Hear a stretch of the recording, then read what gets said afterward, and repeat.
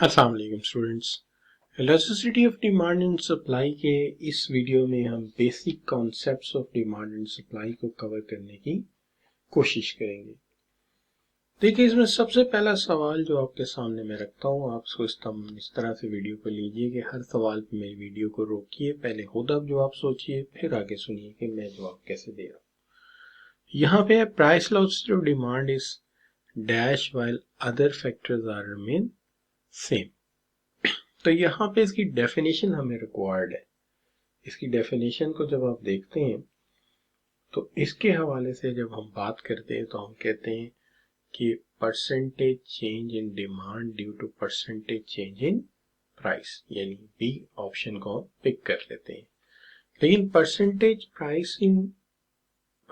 Change in price due to percentage change in demand, ये उलट हो जाएगा। उसकी वजह ये है कि हमारा फार्मूला ये है कि percentage change in demand due to percentage change in price, तो ये उलट लिखा हुआ है। लिहाजा बी ऑप्शन करेक्ट है। Percentage change in price due to tax rate, change in cost, ऐसी कोई एस्टिमेशन हमने पढ़ी ही नहीं है, लिहाजा बी ऑप्शन को हम करेक्ट ऑप्शन मान लें। जैसा कि हमने इसकी डेफिनेशन में देखा था कि this is basically the price loss due to demand is a percentage change in demand due to percentage change in price, ठीक है जी, price while other things remain the same। तो यही चीज हमने देखी थी कि other things remain the same, responsiveness of quantity demanded of goods and services to change in price। तो ये कॉन्सेप्ट है वो percentage change in demand और percentage change in price है। ये वजह है कि हम इसको जो है इसका हर सूरत बी ऑप्शन ही पिक करते हैं। अब जहां तक सवाल है velocity of demand is measured with respect to variables in journal, तो इन जर्नली अगर देखा जाए कि हम किन वेरिएबल्स के पेश नज़र इसको मेजर करते हैं, तो हमने तीन तरह की velocity मेजर की थी। एक प्राइस velocity थी, एक इनकम velocity थी और एक क्रॉस velocity थी। जो इनकम प्राइस velocity थी वो percentage change in demand due to percentage change in price थी। जो इनकम थी वो percentage change in demand due to percentage change in income थी। और जो अदर गुड्स के एतबार से थी वो थी percentage change in A due to price of B. लेकिन अदर गुड्स दो तरह की थी, एक थी आपकी कॉम्प्लीमेंट्री गुड्स और एक थी हमारी सब्स्टिट्यूशंस। तो इस एतबार से देखा जाए तो हमें सी ऑप्शन लेना चाहिए। उसकी वजह यह कि इसमें प्राइस ऑफ कमोडिटी भी आ जाती है, इनकम भी आ जाती है, सब्स्टिट्यूट एंड कॉम्प्लीमेंट्री भी आ जाते हैं।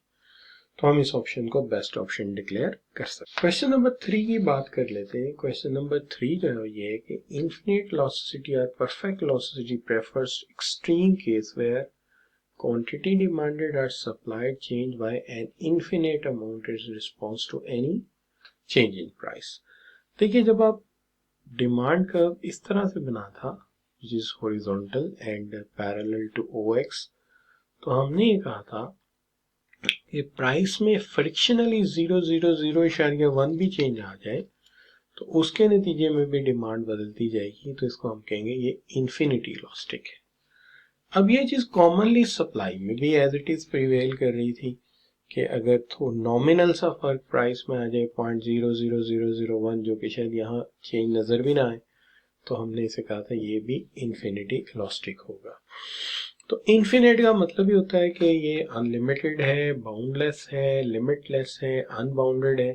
तो हम इन तमाम ऑप्शन को ही सही मान लेते हैं, ये सारी ही एक ही बात को कन्वे कर रही है। Question number 4 refers to extreme case where either quantity demanded or supplied by an infinite amount in response to any changing। तो जब infinite हो गया तो हम आम तौर पे इस तरह के डिमांड कर्व को, अभी हमारी बात हुई थी, बात देते हैं इन्फिनिटी, और हम इसको परफेक्टली इलास्टिक का नाम देते हैं कि ये परफेक्टली इलास्टिक डिमांड कर्व है या सप्लाई कर्व है। तो इसे यहाँ परफेक्टली इलास्टिक का टर्म सही रहेगा। So question number 5, A dash means given percentage change in price leads to equal percentage change in quantity demanded. देखिए अगर परसेंटेज चेंज इन प्राइस और परसेंटेज चेंज इन क्वांटिटी या सप्लाइड बिल्कुल बराबर हो जाए, जैसे कि 10% चेंज ही आए हमारा डिमांड में और 10% चेंज ही आए हमारी प्राइस में, मिसाल के तौर पे अगर बराबर है तो फिर 1 जवाब आएगा, जिसका मतलब ये है कि ये यूनिटरी लॉस्टिक होगा। When the price falls 10% and demand rises 5%, यानी अगर आप एक सेंस में सोचें कि जो परसेंटेज चेंज इन डिमांड है और जो परसेंटेज चेंज इन प्राइस है, अगर उसका मुआवजा किया जाए तो ये 5% हो और वो 10% हो तो 0.5 आएगा, और 0.5 जो होता है वो क्या होता है, वो लेस देन 1 होता है, लिहाजा इसको फिर हम इनइलास्टिक डिमांड कहेंगे। यहाँ गलती से ऑप्शन हमने इलास्टिक का रख दिया, यहाँ इनइलास्टिक ही होना चाहिए।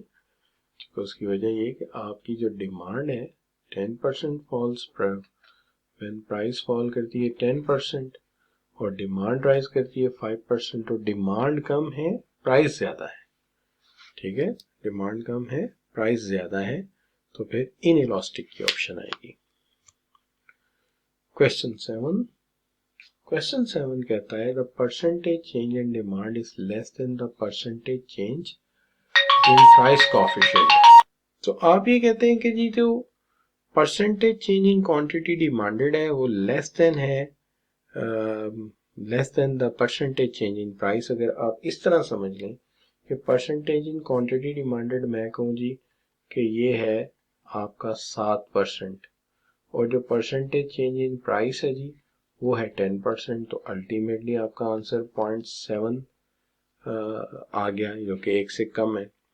तो इसको आप क्या कहेंगे, इसको आप इनइलास्टिक या लेस देन 1 कहेंगे।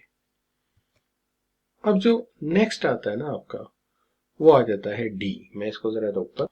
अब अगर आप इस सवाल को देखते हैं, question number 8, what are the use of price elasticity of demand. Price elasticity of demand का इस्तेमाल क्या है। तो देखिए सबसे पहली बात तो ये कि प्राइस इलास्टिसिटी ऑफ डिमांड जो है वो यूज होती है मुख्तलिफ इश्यूज के अंदर, बट यहाँ पे इसका बड़ा हम इस्तेमाल बताया जा रहा है कि टोटल रेवेन्यू पर प्राइस का क्या इफेक्ट होगा इसका अंदाज़ा लगाना। चूँकि हम बिजनेस इकोनॉमिक्स पढ़ते हैं तो हमारा इससे बड़ा गहरा ताल्लुक है कि इसकी वजह से हम प्रेडिक्ट कर सकते हैं कि अगर प्राइस चेंज हुई तो इसका इम्पैक्ट जो है वो हमारे रेवेन्यू पे क्या पड़ेगा। दूसरी चीज़ ये है कि जो प्राइस इलास्टिसिटी है ये हमें बताती है कि कस्टमर सबकी डिमांड एक जैसी नहीं होती। जाहिर है कुछ कस्टमर जो हैं वो अमीर होते हैं, कुछ गरीब होते हैं, सेगमेंट्स होते हैं, ठीक है जी, डिफरेंट सेगमेंट्स होते हैं, इनके अंदर कुछ रिच हैं तो जाहिर है हम अमीर से ज़्यादा चार्ज करते हैं, गरीब से कम चार्ज करते हैं। इस तरह हम डिफरेंट सेगमेंट से डिफरेंट प्राइसेस चार्ज करके अपना भरपूर फ़ायदा उठाते हैं। लेकिन अगर आप कहें कि कंपनी सेम प्राइस चार्ज करती है ऑल सेगमेंट से, तो तमाम सेगमेंट से कभी भी बराबर किनका प्राइस चार्ज नहीं की जाती। जाहिर है जो लोअर क्लास उससे कम प्राइस ली जाती है, जो अपर क्लास होती है उससे ज़्यादा प्राइस ली जाती है। तो लिहाजा ये तो मुमकिन ही नहीं है कि ऐसा किया जाए। तो इसलिए हम इसको कहेंगे कि इसमें डी ऑप्शन करेक्ट है, जिसके अंदर वाकई हम प्राइस की मदद से रेवेन्यू का अंदाजा लगाते हैं और फिर देखते हैं कि डिफरेंट सेगमेंट से डिफरेंट प्राइसेस चार्ज करके अपना भरपूर फायदा उठाया जा सके। इसके बाद आ जाती है बात question number 9, vertical demand curve is elastic. देखिए वर्टिकल डिमांड कर्व अगर आप बनाएंगे तो वो पैरेलल टू वाई एक्सिस होगा। Parallel to Y axis demand curve का मतलब क्या है कि ये खंबा सा आपने खड़ा कर दिया है, इसका मतलब ये है कि इसकी इलास्टिसिटी 0 है। क्यों, अगर 2 यूनिट्स चाहिए तो 2 ही चाहिए, प्राइस चाहे 10 है तो 12 हो जाए या 8 हो जाए, हमें इससे फर्क नहीं पड़ता, हमने तय कर लिया हमें 2 यूनिट्स ही चाहिए। तो इसको हम कहेंगे ये इसके रवैये में तो जी लचक ही कोई नहीं है। तो ना लचक होने का मतलब क्या है कि ये परफेक्टली इनइलास्टिक है। वाइल हॉरिजॉन्टल डिमांड का अभी हम बात कर चुके हैं कि अगर हॉरिजॉन्टल डिमांड का हो तो इसका मतलब ये है कि अगर प्राइस में कोई 0.00001 का भी फर्क आ गया तो इसके जवाब में जो डिमांड है आपकी उसके अंदर बेपनाह इजाफा हो जाएगा, यानी ये इन्फिनिटी इलास्टिक हो जाएगी, ये परफेक्टली इलास्टिक हो जाएगी। तो परफेक्टली इलास्टिक की ऑप्शन यहाँ पे डी है। यहां हमने हाँ से लिख दिया, डी ही होना चाहिए था।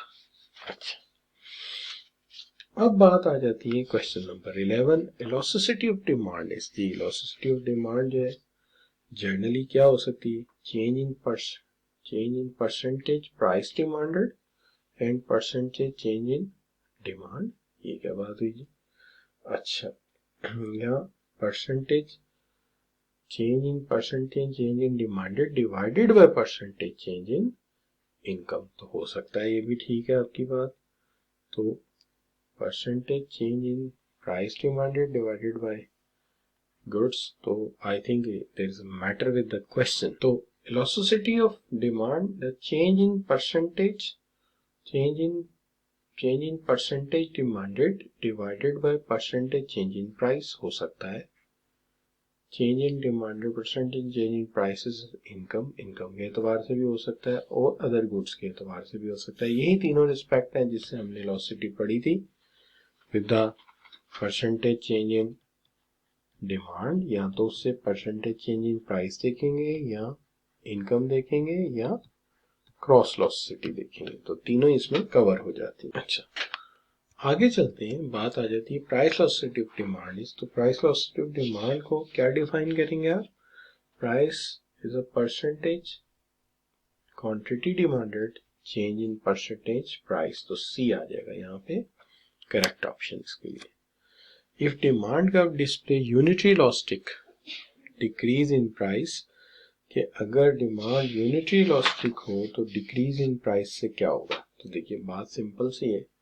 अगर फर्ज कीजिए कि मैं ये कहता हूं कि ये यूनिटरी इलास्टिक नहीं है, ये मोर इलास्टिक है, तो फिर मैं कहता हूँ फर्ज कीजिए कि प्राइस कम हुई है and that's gone to 20 to 10, और इसके जवाब में क्वांटिटी डिमांडेड में जो चेंज आया है वो आया है आपका 200 to लेट्स सपोज 300।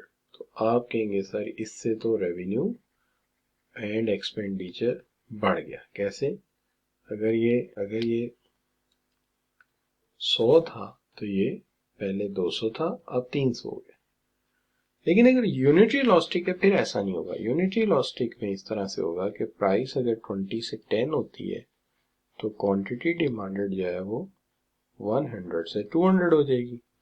लिहाजा जो चेंज आएगा एक्सपेंडिचर में और इनकम में वो सेम रहेगा, उसमें कोई फर्क नहीं पड़ेगा, क्योंकि ये यूनिटरी इलास्टिक है। अगर आप इसको टेस्ट करना चाहें तो टेस्ट भी कर सकते हैं डायग्राम से। इस तरफ प्राइस है, इस तरफ क्वांटिटी है, ठीक है। इस तरफ प्राइस रख लेते हैं 10 एंड 20। अब देखिए अगर मैं ये ड्रॉ करता हूँ तो इसको मैं कलर चेंज रखता हूँ, इसको मैं ब्लैक से करता हूँ। तो देखिए 20 पे डिमांड है 100 और 10 पे डिमांड है 200। ये पॉइंट ए हो गया, ये बी हो गया, तो ये आपका डिमांड कर्व देखिए ना तो फ्लैट है ना स्टीप है। आप कहेंगे सर ये यूनिटी।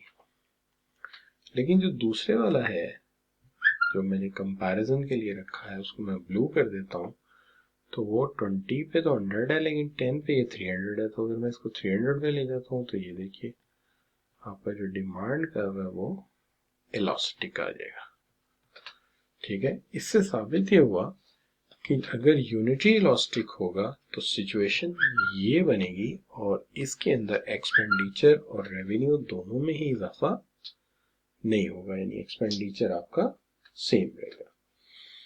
तो there will be no effect on revenue. इस वीडियो को यहीं तक रखते हैं, इसका पार्ट 2 दोबारा से बनाएंगे इंशाल्लाह, और उससे मजीद जो क्वेश्चन रहेंगे उसमें ऐड कर लेंगे और वो भी आपको ऑफर करेंगे। Thank you very much.